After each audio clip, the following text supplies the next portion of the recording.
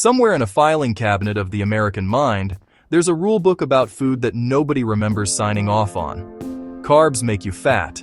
Fat makes you fat. Drink 8 glasses of water or suffer the consequences. Most of it was never proven. A surprising amount of it was quietly disproven decades ago, and nobody sent out the memo. You just kept living by it, the way you keep a spare key to a house you don't own anymore. Think about how much of what you believe about eating didn't come from a doctor at all. It came from a cereal box, a magazine at the checkout line, your mother repeating something her own doctor told her in 1974, or a diet book that sat on the nightstand for exactly 1 January. That's not a knock on you. That's just how nutrition advice has always traveled in this country. Less like science, more like folklore, passed down until nobody can trace where it started. Over the next several minutes, we're going to go back through 8 of the most durable pieces of that folklore and check each one against the actual research. Not what a talk show host said, not what got printed with an exclamation point, but the studies themselves. Some of what you've believed for 30 or 40 years is about to come apart a little. That's all right. What replaces it is sturdier and considerably easier to live with.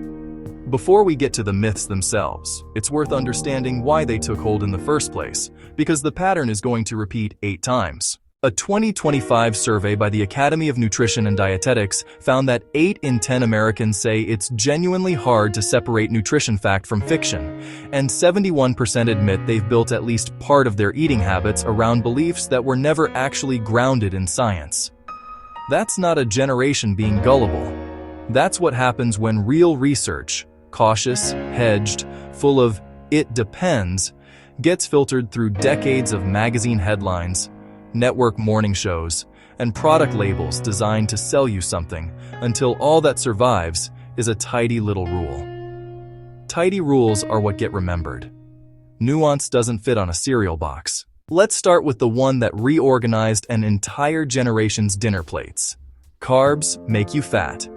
If you lived through the late 90s and early 2000s, you remember what this did to a dinner party. The breadbasket sent back untouched, the pasta swapped for a lettuce-wrapped substitute, an entire industry built around the idea that a slice of bread was doing something sinister to your body. It had a name, a best-selling book, and a kind of moral certainty behind it.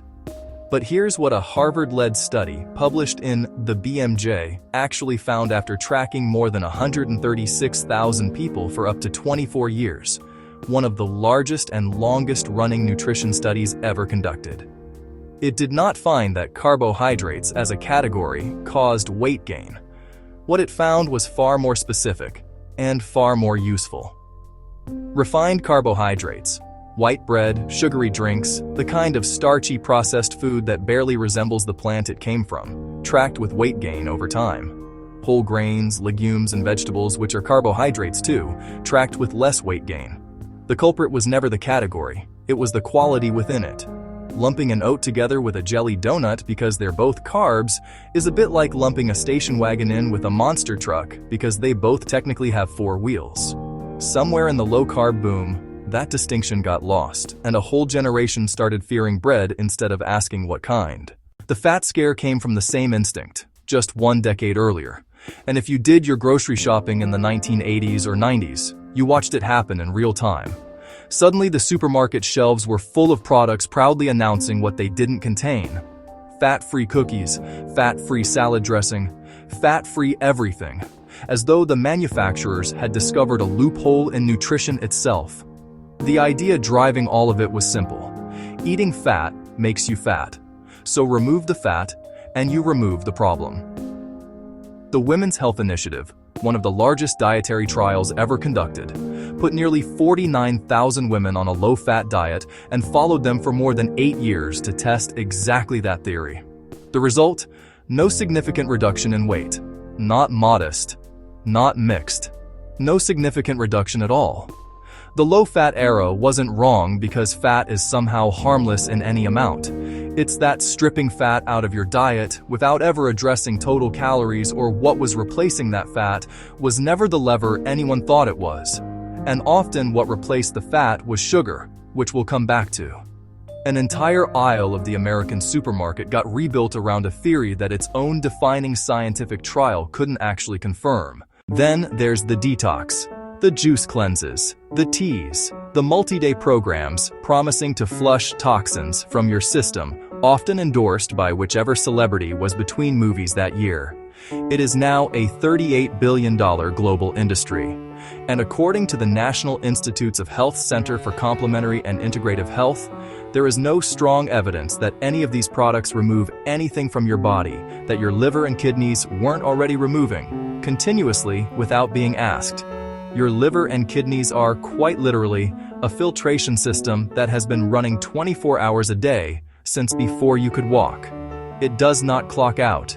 It does not take a long weekend off because you've started drinking green juice. And notice something about the marketing itself.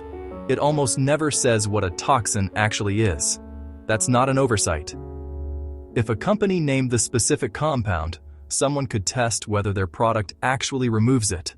And the vagueness is doing a lot of quiet work. So why do beliefs like these survive for decades after they've been disproven? It isn't that nutrition science keeps flip-flopping, which is the story people tell themselves to write off the whole field. What's actually happening is that real research is careful, conditional, and loaded with caveats, and caveats don't sell magazines or diet books. So the nuance gets planned away, and what's left standing is a clean, portable, repeatable rule. Cut the carbs, cut the fat, drink this tea, avoid that food group. The science was never the unreliable part. The retelling of it, generation after generation, is where things went wrong. A bit like a story passed around a family reunion, true in its first telling and unrecognizable by the fourth cousin who repeats it. Take the rule you were almost certainly taught in grade school, reinforced by a doctor at some point, and probably repeated to your own children: drink 8 glasses of water a day. It sounds like it must have come from a hydration study somewhere. It didn't. The most traceable origin is a 1945 U.S. government food board recommendation stating that adults need roughly 2.5 liters of water daily. But that figure explicitly included the water already present in food, not just water from a glass. Somewhere between 1945 and the health class posters of your childhood, that qualifier quietly vanished, and about 2.5 liters, much of it from food, turned into drink 8 full glasses every day. No exceptions. In 2002, a physiologist named Heinz Walton went looking for the science behind the rule and published his findings in the American Journal of Physiology. He found none. Not thin evidence. No evidence at all supporting that specific number. The actual guidance from researchers today is almost anticlimactic. Drink when you're thirsty, and your body will tell you what it needs, the same way it always has. Now, breakfast, the meal you were told, probably by your own mother, was simply not optional. The most important meal of the day has a suspiciously traceable origin too, in early 20th century cereal marketing, back when an entire industry had a direct financial interest in convincing the country that skipping the meal was practically reckless.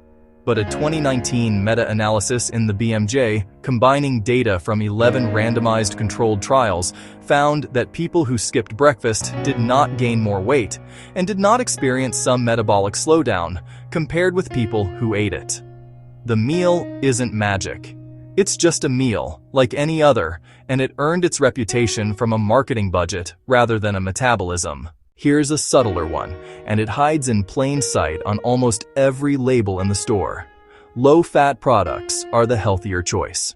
When a manufacturer removes fat from a product, they generally have to put something back in for taste and texture, and very often that something is sugar. This produces what researchers call a health halo, a product stamped low-fat, feels virtuous enough that shoppers stop reading the rest of the label. But systematic comparisons of low-fat versions against their full-fat counterparts consistently find more added sugar in the low-fat version. Think of the fat-free cookies from the Snackwell's era, or that fat-free salad dressing that somehow tasted almost like dessert. The fat left, but the calories mostly stayed, wearing a healthier-looking outfit. You didn't eliminate the problem. You relabeled it and put a bow on it. Then there's the advice that circulated through diet books and women's magazines for a good 20 years. Eat every 2 to 3 hours in small amounts to keep your metabolism stoked, as though your body were a furnace that goes cold the moment you stop feeding it. The International Society of Sports Nutrition reviewed this directly, and their position is unambiguous. When total daily calories are held constant, meal frequency has no meaningful effect on 24-hour energy expenditure. Your metabolism was never a campfire, in danger of dying out between snacks. It behaves more like a pilot light on an old gas stove, steady whether you check on it every 2 hours or 3 times a day.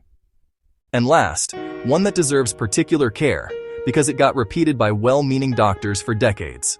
High-protein diets destroy your kidneys. This idea traces back largely to concerns raised during the original Atkins diet era, and it's important to separate two very different groups of people before going further. For someone already diagnosed with chronic kidney disease, managing protein intake carefully is real medical guidance, established and appropriate. Nothing here contradicts that.